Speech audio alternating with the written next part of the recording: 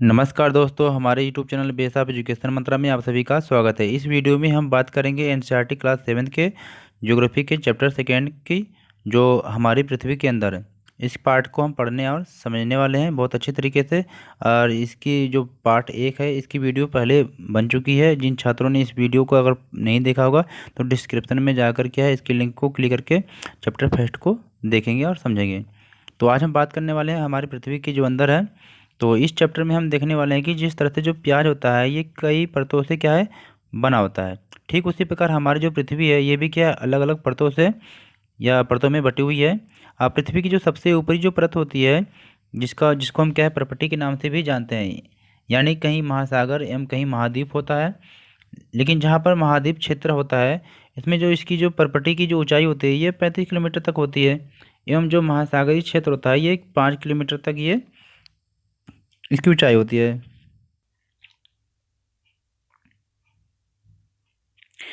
अब अब जो ये क्या होता है, जो महाद्वीप संहति होती है ये 35 किलोमीटर या समुद्री जो सतह में 5 किलोमीटर तक ये क्या है, फैली हुई है। और जो महाद्वीपीय संहति होती है मुख्य रूप से किसकी बनी होती है, सिलिका एम एल्यूमिना की बनी थी। जिसे क्या कहते हैं, सीएल। सीएल मतलब क्या, सी का मतलब होता है सिलिका तथा एल का मतलब होता है एल्यूमिना। और महासागरीय जो परपटी होती है ये मुख्य रूप से सिलिका एवं मैग्नीशियम की बनी होती है। जिसे क्या है, शॉर्ट फॉर्म में कहते हैं सी में। सी का मतलब सिलिका हो गया, और मैक मतलब मैग्नीशियम कहा जाता है। और जो हमारे जो परपटी है, ये हमारे जो परपटी परपटी के जो ठीक नीचे का पार्ट होता है जिसे हम क्या है, मेंटल मेंटल कहते हैं। मेंटल जो क्या है, ये 2900 किलोमीटर की जो गहराई तक ये फैला हुआ बैठा है। और इसकी के सबसे जो आंतरिक परत होती है जिसको हम क्रोड के नाम से जानते हैं। और जो क्रोड होता है इसकी त्रिज्या कितनी होती है, इसकी जो त्रिज्या है ये 3500 किलोमीटर तक ये होती है। क्रोड की त्रिज्या कितनी है बेटा, ये 3500 किलोमीटर है। ये मुख्यतः क्या है, निकल एवं लोहे की बनी होती है तथा इसे नीफे, नी का मतलब निकिल, अफे मतलब फेरस कहते हैं। और जो केंद्रीय क्रोड होता है इसका जो तापमान और दाब होता है जो ये काफ़ी क्या है, उच्च होता है।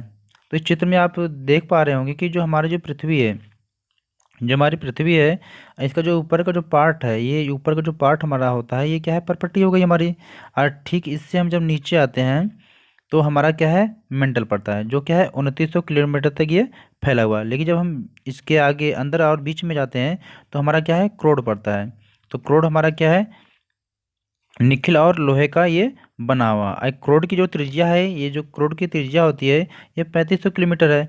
अगर यहीं पर हम पृथ्वी की त्रिज्या देखें तो पृथ्वी की जो त्रिज्या होती है लगभग क्या है, 6300 किलोमीटर। तो इस बात का आप ध्यान रखें। अब कुछ ऐसी चीज़ें यहाँ पर है जिसको भी क्या है, जान लेना जरूरी है, क्योंकि एग्जाम की दृष्टिकोण से ये बहुत ही महत्वपूर्ण हो सकता है।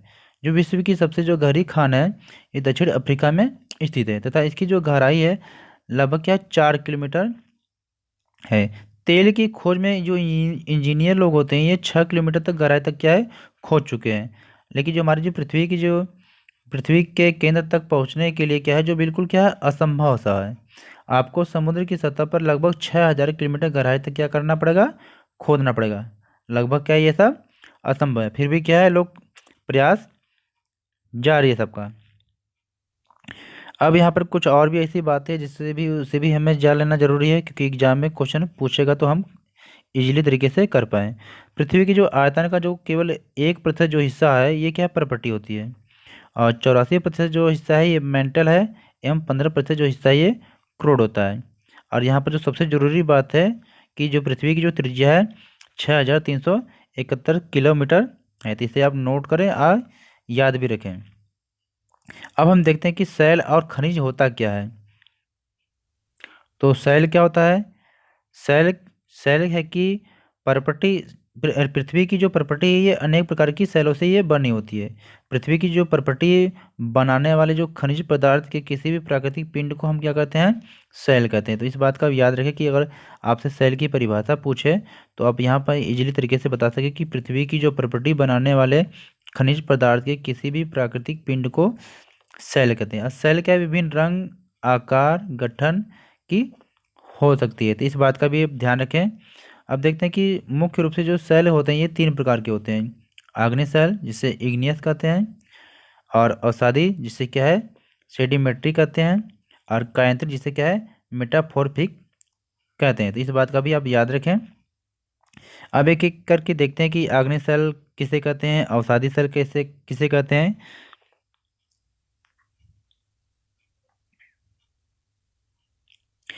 जब द्रवित मैग्मा क्या होता है, ठंडा होकर जो ठोस हो जाता है, द्रवित मैग्मा का मतलब कि जैसे आप लोहे को गर्म करेंगे तो काफ़ी लाल हो जाता है। तो इस तरह क्या जो पृथ्वी के अंदर जो लावा होता है, जब ये पृथ्वी से बाहर ज्वालामुखी के द्वारा ये जब बाहर निकलता है, तो ये जब बाहर निकल के जब ठंडा होता है तो इसे बहिर्वेदी सेल बोलते हैं, मतलब बहिर्वेदी आग्नेय सेल बोलते हैं। और जब ये अंदर ही ठंडा हो जाता है तो उसे क्या बोलते हैं, अंतर्वेदी बोलते हैं। इस प्रकार जो बने सेल को क्या कहते हैं, हम आग्नेय सेल कहते हैं। और इन्हें आग्नेय सेल को हम क्या है, प्राथमिक सेल भी कह देते हैं। तो आग्नेय सेल भी क्या होते हैं, ये दो प्रकार के होते हैं जिनको हम अंतर्वेदी सेल और बहिर्वेदी सेल के रूप में हम जानते हैं। जैसे क्या होता है कि जब आप क्या ज्वालामुखी ज्वालामुखी को आप जब देखते हैं कि इससे जो लावा बाहर निकलता है, तो वास्तव में ये आग की तरह ही लाल होता है, जो जिसे हम द्रवित मैग्मा बोलते हैं, जो पृथ्वी के जो आंतरिक भाग से निकलकर क्या सतह पर आता है। जब द्रवित जल लावा पृथ्वी की सतह पर आता है तो यह तेजी से ठंडा हो जाता है।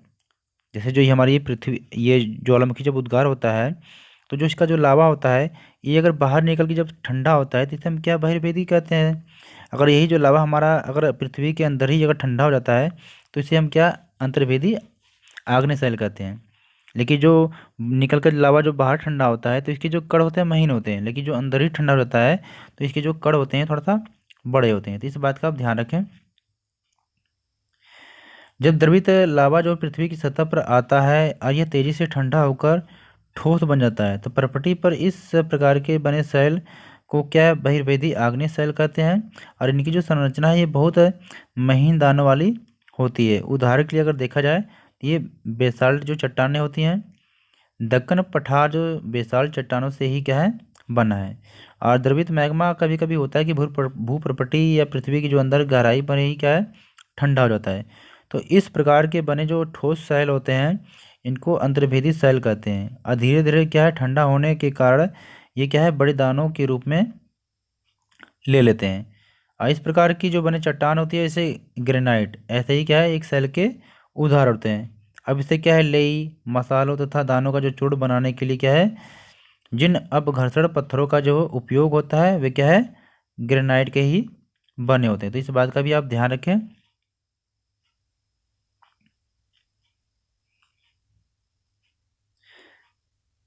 अब क्या है, अब हम देखते हैं कि अवसादी सेल का निर्माण कैसे होता है। जो सेल होते हैं ये लुढ़क कर चटक कर तथा एक दूसरे से टकरा कर छोटे छोटे समूहों में क्या है, टूट जाते हैं।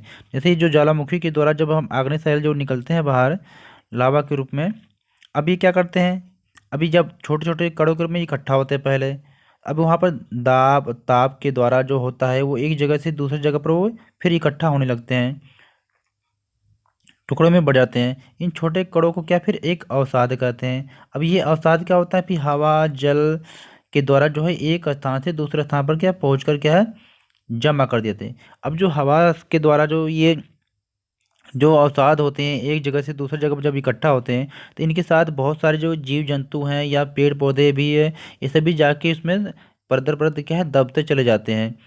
जिसके कारण क्या है, अवसाद सेल का एक निर्माण हो जाता है। आप जानते हैं कि जो इस अवसादी सेल में जीवाश्म ईंधन भी पाया जाता है, यानी कि जीवों के अंश से बना हुआ।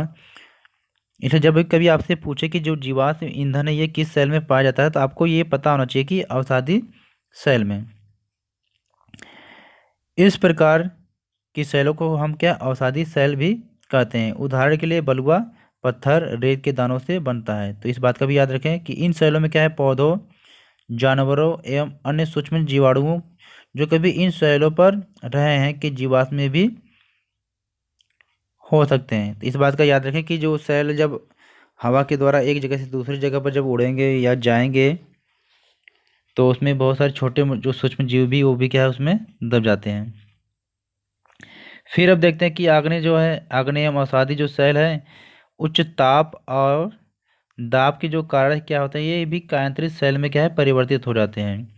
उदाहरण के लिए चिकनी मिट्टी स्लेट में चूना एवं चूना पत्थर संगमरमर में परिवर्तित हो जाते हैं। तो इस बात का याद रखें कि आपसे अगर पूछे कि जो संगमरमर होते हैं ये किस प्रकार की चट्टानों से बनते हैं, तो इसको आप पता याद रखें कि कांकरीय शैल के बने होते हैं।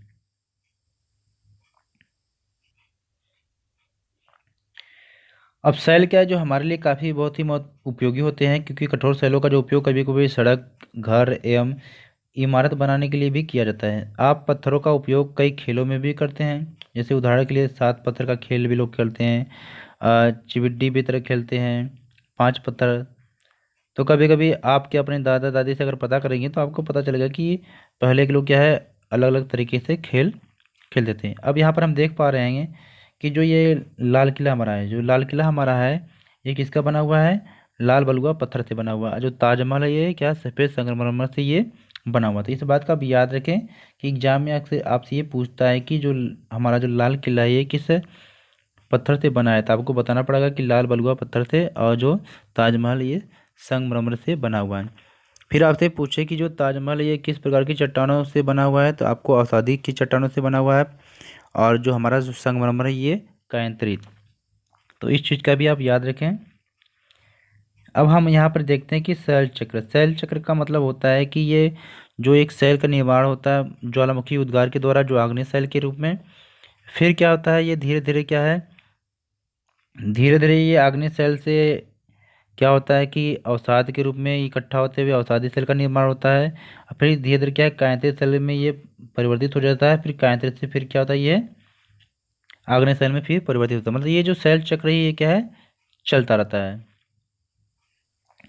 तो यहाँ पर आप देखें कि आपको जानकर आश्चर्य होगा कि किन्हीं निश्चित दशाओं में एक प्रकार के सेल क्या है चक्रीय तरीके से एक दूसरे में क्या है परिवर्तित होते रहते हैं। जैसे कि एक सेल से दूसरे सेल में परिवर्तित मतलब चेंज होने की जो इस प्रक्रिया को हम सेल चक्र कहते हैं। मतलब आपसे अगर क्वेश्चन पूछे कि सेल चक्र से आप क्या समझते हैं, तो आपको ये बताना पड़ेगा कि एक सेल से दूसरे सेल में परिवर्तन होने की जो प्रक्रिया होती है इसको हम सेल चक्र कहते हैं।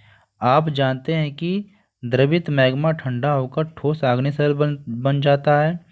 ये आग्नेय सेल छोटे छोटे टुकड़ों में एक स्थान से दूसरे स्थान पर स्थानांतरित होकर अवसादी सेल का निर्माण करते हैं। फिर क्या होता है ताप और दाब के कारण ये क्या है आग्नेय एवं अवसादी सेल कायांतरित सेल में क्या है बदल जाते हैं। अत्यधिक ताप एवं दाब के कारण जो कायांतरित सेल है ये पुनः पिघल कर क्या करते हैं द्रवित मैग्मा बन जाता है। यह द्रवित मैग्मा पुनः ठंडा होकर क्या है फिर आग्नेय सेल में परिवर्तित हो जाता है। तो इस तरह से ये सेल चक्र ये चलता रहता है।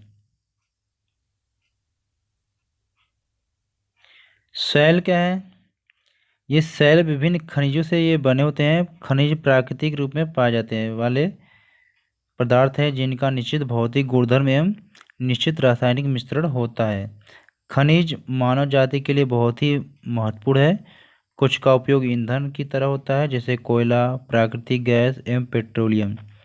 इनका उपयोग उद्योगों मतलब यानी कि फैक्ट्रियों, कारखानों, औषधि, दवा बनाने में एवं उर्वरक में भी किया जाता है, जैसे लोहा, एल्यूमिनियम, सोना, यूरेनियम आदि। तो आपने देखा कि इस चैप्टर को हमने बहुत ही इजीली तरीके से कंप्लीट किया।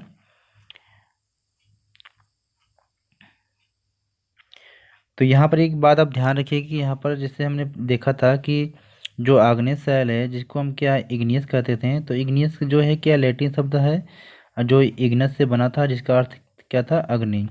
और दूसरा हमने जो देखा था कि जो अवसादी सेल है ये सेडिमेंट्री से बना था जो लैटिन शब्द क्या है सेडिमेंटम से बना है जिसका अर्थ क्या है स्थिर। इस बात का भी आप ध्यान रखें।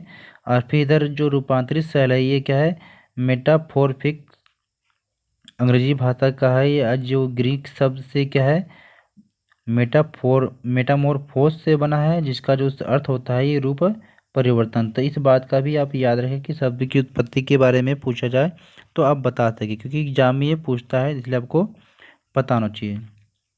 अब फिर यहाँ पर एक बात ये देख लीजिए कि जीवाश्म ईंधन भी किसे कहते हैं। जीवाश्म क्या है शैलों की परतों में दबे मृत पौधों एवं जंतुओं के अवशेषों को जीवाश्म ईंधन कहते हैं।